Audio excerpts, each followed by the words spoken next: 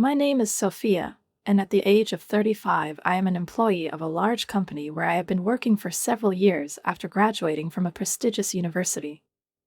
My path was not easy, but successful. I quickly earned the recognition and respect of colleagues, received good marks for my work, and achieved financial stability. Despite the fact that I am only 35, my income allows me not only to support myself, but also to provide for Riley, my husband, who does not work. We've been married for 6 years now, and although we don't have children yet, this topic comes up more and more often in our conversations. We think about it, reason about it, make plans for the future, but so far everything remains only at the level of hypotheses. I know that with my income, we could afford to have a child, and maybe I should feel happy, as newlyweds should, who have only a bright future ahead of them.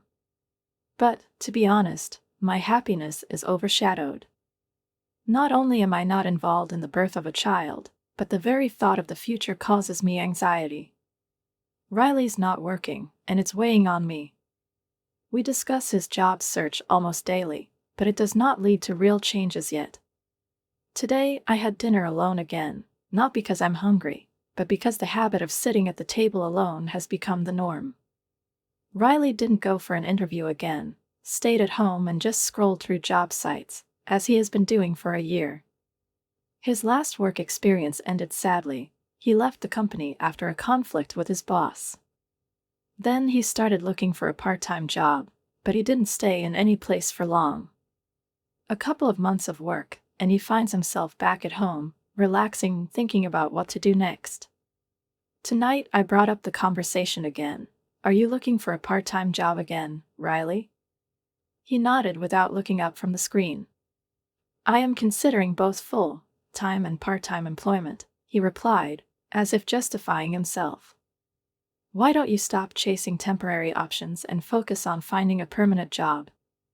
I asked, trying to keep my voice calm, but irritation was building inside me. There is a good time for everything, he said softly, as if he believed that one day his ideal proposal would appear on its own. I would like him to find a permanent job, stability, something that would give us confidence in the future. But Riley is hard to push. His last job was a real disappointment for him. The conflict with the boss began over labor policy, and although at first it seemed that his colleagues would support him, they eventually sided with the boss. This betrayal broke Riley, and feeling abandoned and disgraced, he decided to leave. After this incident, he withdrew into himself. At first, he hardly left his room, spending whole days alone. It was only after 3 weeks that he began to slowly return to normal life. He went outside and helped around the house. But I saw how hard it was for him to find himself again. It's been a month since Riley started looking for a job in earnest. He looked through ads, filled out questionnaires, went to interviews, but each new message was like a punch in the gut, again a refusal. At one point, he exploded, "Why do I always get rejected, damn it? It's all because of my previous company." I tried to calm him down. "Don't worry, you'll find something good." But his look, full of bitterness and despair, said something else. Of course I'm upset. I haven't done anything wrong. His voice was full of hidden resentment and disappointment. Riley, of course, wasn't perfect. Sometimes his impulsivity got the better of him, and this caused many problems, including at his previous job. But what happened then wasn't entirely his fault. The conflict with the boss, supported by colleagues only as long as it was beneficial to them, was a blow to him. He didn't deserve to be treated like this, and it undermined his self-confidence. Now, each new rejection only increased his sense of helplessness. He began to doubt how he looked in the eyes of potential employers, as if everything he was doing was wrong. You have an interview tomorrow. Let's work on your resume, I suggested, hoping that I could somehow inspire him. But he shook his head. It's pointless. I'm not going tomorrow. I saw how repeated refusals drained his moral strength, as if each new failure took away a piece of his confidence.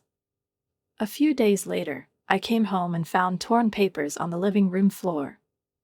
They lay everywhere, like mute witnesses to another failure. I understood that the interview was unsuccessful. Can you throw this garbage in the bucket? I asked quietly, trying not to show my disappointment. I'm done looking for a job, he said, turning away. We can live on your income. I don't need to work. Those words hurt me. Of course, it was possible to live on my income. But that wasn't the point. Riley spoke as if his situation was normal, as if he could just give up the fight, fold his arms and let me carry all the burden. He started to give examples of others who don't work and take care of the house, but I knew that this was not our case. Riley is not a homemaker. He was just avoiding unpleasant realities. I understood that his reluctance to work was due to past experiences and subsequent failures. But we had to find a way out. At some point, I decided to give him some time. But after a few months, the situation has not changed. Riley was still not working, and his attempts seemed increasingly symbolic. He talked a lot about studying, preparing for future work, but I saw how he spent his days. His life was reduced to watching TV and drinking beer. When the beer supply ran out, he asked me to buy more. One day I couldn't stand it. You drink too much, try to cut back a little. To which she replied coldly, okay, I won't ask you anymore. I'll buy it myself. I knew that this life, this cycle of inaction and excuses, could not go on forever. But it was painful to look at Riley and see how he missed so many opportunities, how he got bogged down in apathy. Every day he came up with new reasons not to look for a job. His family, Linda and Brandon, began to visit us more often, as if they hoped to see a change. And every time Riley told them he was getting ready for his next job, I saw them nodding in relief, even though I knew it was just a blatant lie. After 5 months, I realized that my patience was exhausted. One evening, I decided to speak up. Riley, maybe it's time to start looking for a job again. He looked at me with surprise at first, and then with annoyance. Do you want me to work again after what happened? He sounded desperate. I just thought your break was a little long, I said carefully, feeling that the taut string between us could break at any moment. Stop grumbling, he said, looking away. You can't understand my feelings because your work is going well. Everyone has problems at work and in life, I replied, trying to stay calm. But we are all trying to solve them. Let's work on this together. Riley sighed heavily and agreed, okay, I'll look for a job, okay. But I could see that my words had touched him deeper than he showed. After a while, he finally got a job. This is a part-time job, he told me, smiling discreetly. I tried to support him, but in my heart I knew that this would not solve all our problems. I was going to talk to Riley for a long time, but I postponed everything, hoping that his new part-time job would be the small step towards recovery that he needed so much. And so, one evening, when I returned home, he was sitting in his usual position in front of the TV. Riley, you're back. How is your job? I asked, hoping for at least some positive answer. But his reaction was far from what I expected. I quit the supermarket, he said, without taking his eyes off the screen. Why? You didn't work there very long. Riley finally turned to me. There was irritation in his eyes. Some college student was telling me how to do my job. He acted like he was my boss, even though he was probably just learning himself. It was like stalking. I sighed. It wasn't the first time Riley couldn't get along at a new job. Maybe he was just teaching you how to work in the supermarket, I cautiously remarked, realizing that another refusal to work was already a familiar reaction for him. Every job he took seemed temporary. He found an excuse to leave before he even had time to figure out if he could handle her. It's been a year since he started looking for a job, but it's been happening over and over again. What kind of job have you found now? I asked, trying to keep the conversation going. I got a part-time job at a pub. I've never worked in a restaurant before, but it's interesting. I think I've found my calling. Riley spoke with such enthusiasm that I decided maybe this was really a step forward. That's great, but isn't the income from working part-time in a restaurant too small? I asked the question carefully. I am currently undergoing training, he replied, but I want to become independent. Maybe one day I will have my own business. Those words sounded reassuring, but deep down I knew Riley had said that more than once. And just 4 days after our conversation, he quit his job again. This time, he even lied to his parents, claiming that the money he spent on his expenses was from his own savings and not from my credit card. When I found out about it, I couldn't help but be disappointed. This wasn't the first time Riley had pulled money from our budget without thinking about the consequences. One evening, when I got home, I heard his voice. "Hey, Riley, can you take your mind off for a minute?" "Later, please, I'm in the best part of the movie right now," he replied without looking up from the screen. I walked over to him, grabbed the remote from the table and pressed pause. "We need to talk." Riley looked at me irritably. "Why do you always choose the moment when something interesting happens?" "Because you always seem to be passionate about something, but it doesn't lead to any results." My voice was firm. "Riley, you're 38 years old. You know this is the best age for a career, but you stay at home, drink and watch TV all day. Aren't you thinking about the future?" He frowned, as if my words had offended him. "A lot of 38-year-olds don't work," he replied, as if finding an excuse. "Many people live without work and are happy." "Yes, but they have something they dedicate their lives to. Do you have something like that?" I asked, not expecting a specific answer. Yes, you're upset that I'm not working." "I'll look for another part-time job," Riley muttered, as if that would end the conversation. I thought about his words for a long time, trying to understand the reason for his constant refusals to work. It hurt me to see how he repeatedly refuses any responsibility, how easily he finds excuses for his actions. At the same time, I tried to be careful not to cause him additional pain, but was this the right strategy? The next day, while I was at work, I got a text from Riley's father. Brandon was going to retire, and the family planned to celebrate this event in Germany. It seems to be nothing unusual, but the phrase at the end of the message confused me. "Riley borrowed your platinum card to borrow for the trip." My thoughts instantly panicked. I immediately dialed Riley's number. "What kind of trip? Did you use my credit card? What's going on?" I tried to speak calmly, but my voice betrayed the inner tension. "Yes, I borrowed the card," Riley replied, not paying attention to my tone. "Why are you reacting like that?" "It's just a trip, we're celebrating my dad's retirement." "But you didn't ask me." "You just used my money, and I'm not even going on this trip." I couldn't hold back anymore. Riley didn't seem to understand the gravity of the situation at all. Some people think that a platinum card requires a high income. But it's not like that, because we have a stable income. His words sounded like he was completely relying on my earnings, without thinking about what consequences it had for both of us. I was aware that the conversation had gone too far. I'd been patient with Riley for a long time, but this time it seemed to me that this might be a good opportunity to dot the I. Riley thought he had cunningly used my credit card, and he looked so cheerful and carefree. He was sure that everything was going according to plan, but an unexpected surprise awaited him. "What are you doing?"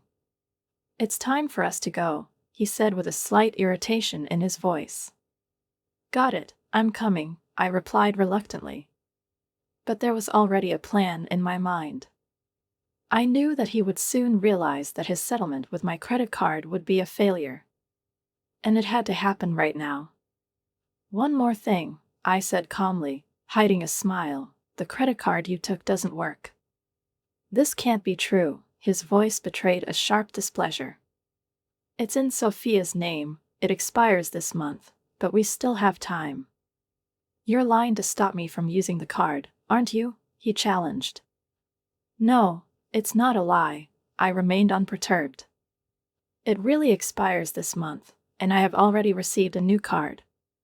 So the old one stopped working as soon as the new one was activated.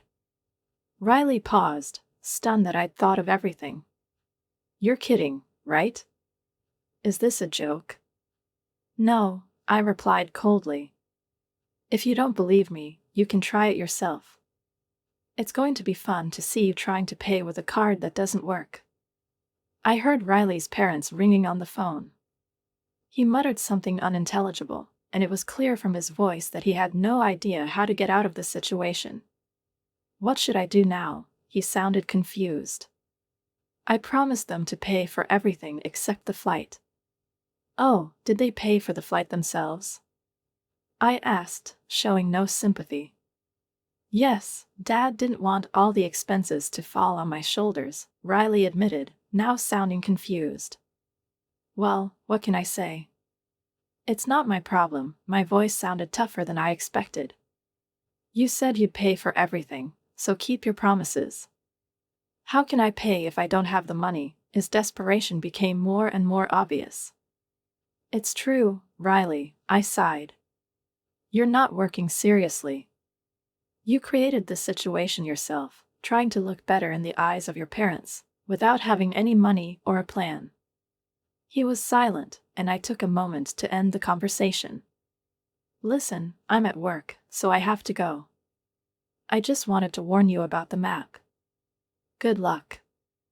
I hung up the phone, realizing that he was now left alone with the consequences of his frivolity. Laura called me after work. I heard from Riley that he tried to pay with your credit card and lied about his job. No, Laura, don't apologize, I replied, feeling tired of all this. It's not your fault, and I'm really sorry that it came to this. Laura sighed. We'll sort out this trip, cover the costs when we get back. I'll make Riley apologize and get a job immediately. Thank you, Laura, but I have to admit that I'm thinking about divorcing Riley. Because of this, she sounded confused. That's just part of it, I continued. He has been taking money from me for a long time without permission. At first it was small amounts, $7, $10 each, but then it became more serious. Laura was silent, but I felt that she was trying to make sense of what I was saying. It all started when I stopped giving Riley money to stop him drinking. He got a part-time job, but it didn't save the situation. He kept drinking, took money from my wallet to buy alcohol. Over the past year, he has stolen a lot from me, from $7 to $70 each time. Laura didn't interrupt, but I knew she heard it all with undisguised regret. But when he stole my credit card for the trip, it was no longer just a leap in the small things. It showed me that he has no intention of changing. I respect your decision, Laura finally replied. If you decide to tell him about the divorce, you can count on me. Do you want me to tell him that? Yes, I replied. When he gets home, tell him that I want a divorce. We'll discuss everything else later. The morning after my conversation with Laura, the phone rang, and when I looked at the screen, I saw Riley's name. He probably already knew about my intention to divorce, since Laura apparently had time to tell him something. I asked her to wait until he returned, but now it was too late. The phone continued to vibrate, but I felt too tired to pick up the phone. When I returned from work, the house was quiet. When I entered the living room, I saw Riley. He was sitting on the couch, as if all his energy was absorbed by the thought of the future. As soon as I entered, he jumped up and, without letting me say a word, began to speak. Please don't leave me. I understood everything. I'm going to work properly now. He looked sincere, and there were shadows of regret in his eyes, but these apologies came too late. He had a whole year to change, to pull himself together, but every time he missed every opportunity. I've asked for chances many times, Riley. And every time you destroyed them, I said in a restrained but firm voice. My decision has been made. I can't live like this anymore. You gave up on us yourself. Riley fell silent, his face turning ashen gray. He realized that it was over, but he continued to cling to the opportunity. Like a drowning man, he was clutching at straws, trying to snatch another chance that he might have missed again. Please, I'll change, I won't be like this anymore. I'll do whatever it takes, just don't leave me. His voice was trembling, but I couldn't believe him anymore. I couldn't plunge into this cycle of empty promises again. You can leave, Riley, I said firmly. If you don't leave on your own, I'm going to have to call someone to help you pack. A shadow of horror flickered across his face. He fell silent, realizing that he would not even be able to cover the rent next month. He had no money. He knew it, and so did I. Silence hung between us, pierced only by the weight of reality, which slowly settled on his shoulders. The reality he had been running away from for so long, hiding behind alcohol and empty promises. Finally, he stood up. I turned away, unable to watch him leave anymore. This moment was both sad and relieved for me. Later, Laura called me and told me that Riley's parents had sheltered him for one night, but then asked him to leave. They didn't want him to rely on them, and they probably wanted him to learn how to deal with difficulties on his own. They did everything possible to prevent him from falling into his former state of dependence and helplessness. It was a painful decision, and I felt that it was not easy for them as parents. But it was a necessary measure. Riley's parents made it clear to him that now he has to stand on his own 2 feet, that this time is the last. When he returned to our house a few days later, I saw him on the doorstep. His gaze was full of despair, and when he didn't wait for an answer, he said, "Please help me. I have nowhere to go, and I don't have any money at all." I looked at him calmly, but without pity. "This is the result of your own decisions, Riley," I said quietly but firmly. "Everyone has to cope with their difficulties. You've lived too long without thinking about the consequences. I can't help you anymore." His shoulders slumped, and he apparently realized that this was the end. I closed the door, hearing his retreating footsteps. For the first time in a long time, I felt that this was the right decision. The divorce took place quickly, thanks to the support of his parents. Riley didn't want this, but he had no other choice. I didn't know what happened to him afterwards. Most likely, he continued to move from one job to another, coming up with excuses to explain his failures.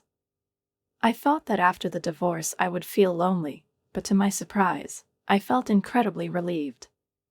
The weight that I had been carrying for so many years suddenly disappeared. Life with Riley was full of stress and tension. I've always lived on pins and needles, afraid to say something unnecessary that might upset him. Now that he wasn't around, I could breathe freely. Instead of feeling lonely, I felt incredibly light.